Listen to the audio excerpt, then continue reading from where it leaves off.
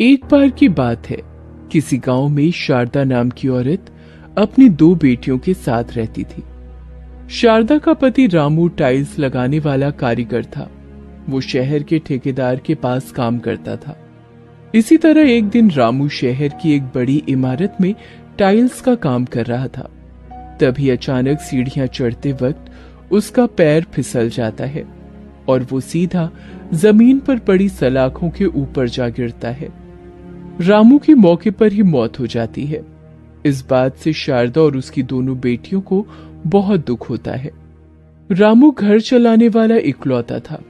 उसके गुजर जाने के बाद शारदा के घर की हालत बहुत खराब हो जाती है। माँ, हम दोनों ने स्कूल की फीस नहीं भरी है, इसलिए टीचर ने हमें एग्जाम में नहीं बैठने दिया। अब हमारा पूरा साल बर्बाद हो जाएगा। हे भगवान, अब मैं क्या करूं? मेरे घर पर एक के बाद एक नई मुसीबत आती जा रही है। मेरी तो समझ में कुछ नहीं आता कि आखिर बिना पैसों के मैं अपनी दोनों बेटियों की परवरिश कैसे करूंगी। शारदा के गांव में रोमा नाम की एक अमीर औरत रहती थी। शारदा उससे पैसे मांगने उसके घर जाती है। रोमा बहन, मेरे घर की माली हालत बहुत खराब है। जब से मेरे पति की मृत्यु हुई है तब से मानो मेरे घर पर कंगाली छा गई। आज मेरी दोनों बच्चियों को फीस ना भर पाने के कारण उन्हें परीक्षा से बाहर निकाल दिया गया है। अगर मैंने स्कूल की फीस नहीं भरी तो मेरी बच्चियों के साल भर की मेहनत बेकार हो जाएगी। इसीलिए मेहरबानी करके मुझे कुछ पैसे उधार दे दो। अरे, तूने मुझे बेवकूफ समझ रखा है क्या? तेरा पति तो मर चुका है। अब तेरे पास कमाई का कोई जरिया नहीं है।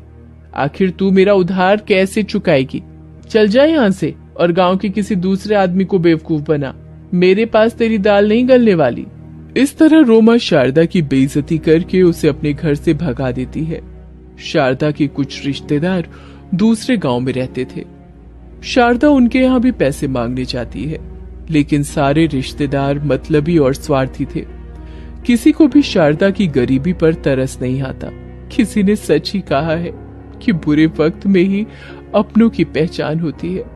आज मेरा बुरा वक्त चल रहा है तो मेरे सारे रिश्तेदारों ने मुझसे मुंह मोड़ लिया। कोई भी मेरी मदद करने के लिए तैयार नहीं है। अपनी बुरी किस्मत पर शारदा को बहुत दुख होता है और वो रोती हुई अपने घर जाकर दोनों बेटियों को सारी बात बता देती है। माँ, जिस तरह रात के बाद सुबह आती है, उसी तरह हर बुरे वक्त के बाद इंसान का अच्छा समय भी आता है। तुम चिंता मत करो माँ, एक दिन सब ठीक हो जाएगा। तभी शारदा की छोटी बेटी निर्मला कहती है, हाँ माँ, दीदी बिल्कुल ठीक कह रही है। इस तरह दुखी होने से काम नहीं चलेगा। हमें खुद अपने पैरों पर खड़ा होना होगा। मेरे पास एक बढ़िया उपाय है। क्यों ना हम लोग पतंग बनाकर गांव के बाजार में बेचना शुरू कर दें? इससे हमारा गुजारा हो जाएगा। अपनी बेटियों की समझदारी भरी बातें सुनकर निर्मला को बड़ी हिम्मत मिलती है और वो खुशी से अपनी दोनों बेटियों को गले लगा लेती है। फिर अगले दिन से वो तीनों माँ बेटी पतंग बनाकर गांव के बाजार में बेचने पहुंच जाती हैं। शाम तक पतंग बेचकर उनकी 200 रुपए की कमाई हो जाती है। तभी वहां एक पुलिस वाला आ जाता है। लगता है तूने आज ही दुकान खोली है, इसलिए मैं तुझे अपने नियम बता देता हूँ। तुझे हर शाम को मुझे 100 रुपए देने होंगे, तभी तू यहाँ आराम से दुकान चला पाएगी। वरना अगर तूने मेरे खिलाफ जाने की कोशिश की तो मैं दुकान में आग लगाकर तुझे और तेरी बेटियों को जेल में बंद कर दूंगा। नहीं नहीं साहब, मुझ गरीब पर ऐसा जुल्म मत करना। ये लीजिए पैसे। इतना कहकर शारदा पुलिस वाले को 100 रुपए दे देती है। माँ, ये पुलिस वाला तो बहुत ही बेईमान निकला। हमारी आधी कमाई तो ये ले गया। इस तरह तो हम पैसे नहीं कमा पाएंगे। क्या करें बेटी, ये दुनिया बुरे लोगों से भरी पड़ी है। यहाँ कोई गरीब के बारे में नहीं सोचता। सब लोग सिर्फ अपने फायदे के बारे में ही सोचते हैं। तभी सड़क से गुजर रहे रामलाल नाम के आदमी की जेब से उसका पर्स गिर जाता है। शारदा की छोटी बेटी निर्मला ये देख लेती है। वो फौरन पर्स उठाकर रामलाल के पीछे दौड़ती हुई जाती है। सुनिए साहब, आपका पर्स गिर गया था, ये लीजिए। अरे वाह बेटी, तुम तो बहुत ईमानदार हो। तुम्हें पता है मेरे पर्स में इस वक्त कितने रुपए हैं? नहीं, मुझे नहीं पता साहब। इस वक्त मेरे पर्स में पूरे 20,000 रुपए हैं। तुम्हारी ईमानदारी देखकर मुझे बहुत खुशी हुई। तुम कहाँ रहती हो बेटी? तुम्हारे माता पिता क्या करते हैं? फिर निर्मला रामलाल को अपने बारे में सब बताकर उसे अपनी माँ और बहन के पास ले जाती है। अच्छा, तो तुम तीनों पतंग बेचती हो, ये तो बहुत अच्छी बात है। देखो बहन, मैं शहर का एक बड़ा पतंग व्यापारी हूँ, इसलिए मैं तुम्हारी मदद करना चाहता हूँ। तुम मुझे 2000 पतंग बनाकर दो, बदले में मैं तुम्हें पूरे 1 लाख रुपए दूंगा। ये सुनकर शारदा और उसकी बेटियां खुश हो जाती हैं। फिर शाम को घर जाकर वो तीनों पतंग बनाने का काम शुरू कर देती हैं। माँ, हमें दिन रात मेहनत करके पतंग बनानी होगी, तभी हम तीनों 2000 पतंग बना पाएंगे। बेटी तू ठीक कहती है। पैसे आने के बाद मैं तुम दोनों की स्कूल की फीस भर दूंगी। उसके बाद तुम दोनों मन लगाकर अपनी पढ़ाई करना। मैं पतंग बनाने का काम संभाल लूंगी। फिर कई दिनों की मेहनत के बाद तीनों माँ बेटी 2000 पतंग बनाकर तैयार कर देती हैं। उसके बाद रामलाल शारदा से पतंग लेकर उसे 1 लाख रुपए दे देता है। शारदा बहन, अगले साल मैं फिर से तुमसे 2000 पतंग बनवाऊंगा। इतना कहकर रामलाल वहां से चला जाता है। तभी दुष्ट रोमा ये सब देख लेती है। शारदा के पास 1 लाख रुपए देख रोमा के मन में लालच आ जाता है। शारदा के पास 1 लाख रुपए आ गए हैं, किसी भी तरह मुझे इसके सारे पैसे हड़पने होंगे। वैसे भी ये बेवकूफ है, इसे और बेवकूफ बनाना कोई मुश्किल काम नहीं है। इस तरह लालची रोमा बेचारी शारदा के पैसे हड़पने का प्लान बनाने लगती है। फिर उसी रात रोमा अपने कुत्ते को जहर खिलाकर मार देती है और चुपके से कुत्ते को शारदा के घर के अंदर छोड़कर वहां से भाग जाती है। अगले दिन रोमा गांव वालों को लेकर शारदा के घर पर पहुंचती है और जोर जोर से शोर मचाने लगती है। बाहर निकल बेरहम औरत, तूने मेरे मासूम टॉमी की जान ली है। आज मैं तुझे नहीं छोड़ूंगी।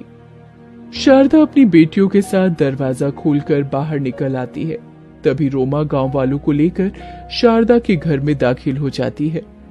पानी के मटके के पास रोमा का कुत्ता मरा हुआ पड़ा था। ये देखो गांव वालों, इस बेरहम औरत ने मेरे टॉमी की जान ले ली। कल रात मेरे नौकर ने इसे मेरे टॉमी को डंडों से मारते हुए देखा था।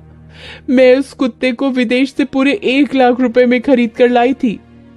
तभी गांव का सरपंच शारदा से कहता है, सुन शारदा, मैं तुझे एक अच्छी औरत समझता था, लेकिन तूने इस बेचारे बेजुबान कुत्ते की बड़ी बेरहमी से जान ली है।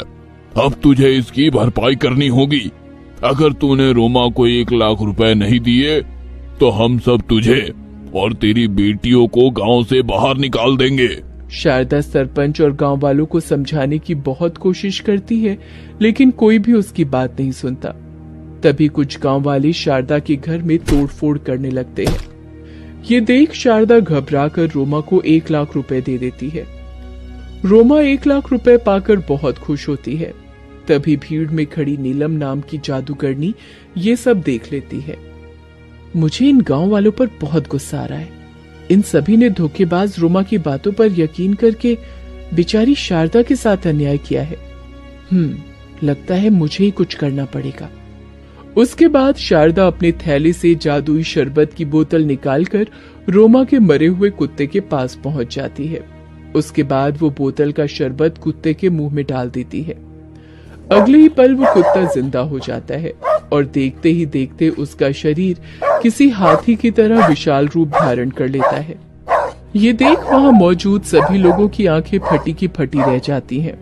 तभी वो कुत्ता रोमा को अपने पैरों के नीचे दबा लेता है। सुनो गांव वालों, इस धोखेबाज लालची औरत ने मासूम शारदा से पैसे लूटने के लिए मुझे जहर दिया था। ये सुनकर सभी गांव वाले दंग रह जाते हैं। अरे रोमा, तू 1 नंबर की धोखेबाज निकली। हमने तेरी बातों में आकर बेचारी शारदा को गुनहगार समझ लिया। हमें माफ कर दो शारदा बहन, हमसे बहुत बड़ी गलती हो गई। उसके बाद सरपंच शारदा को उसके पैसे लौटा देता है। फिर सभी गांव वाले मिलकर रोमा की खूब पिटाई करते हैं और उसे हमेशा के लिए गांव से बाहर भगा देते हैं। उस दिन से वो जादुई कुत्ता शारदा और उसकी बेटियों की रक्षा करने के लिए उसके घर पर पहरा देने लगता है। इस तरह सब कुछ ठीक हो जाता है और शारदा अपनी बेटियों के साथ हंसी खुशी अपना जीवन जीने लगती है।